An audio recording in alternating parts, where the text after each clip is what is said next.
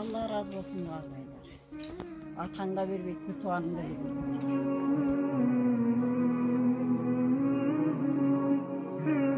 Assalamu alaikum.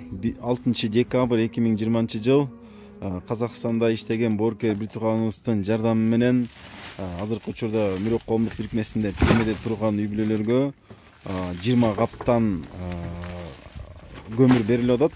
Азыр иншаллах 120 алдырдык 6 үй бүлөгө. Кудай буйруса ушул беребиз иншаллах.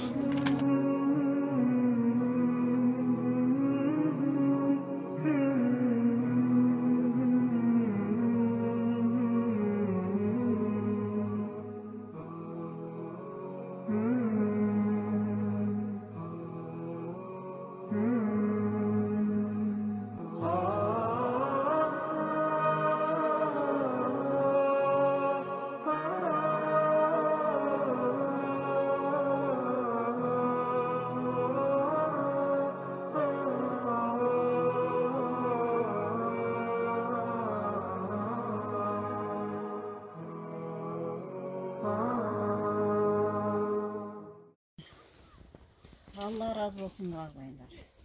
Atan da vermeyip, bir tuğanın da vermeyip. Акыркы 20 капты түшүрдүк. Кудай буйруса жалпы 120 кап келген. 6 үй бүлөгө 20 каптан түшүрүп бердик. Садакаңыздарды Аллах кабыл кылсын, үй бүлөңүзгө тынччылык берсин, аманчылык берсин, береке берсин. Айдайым ушундай берешен колдон болуңуздар. Амин.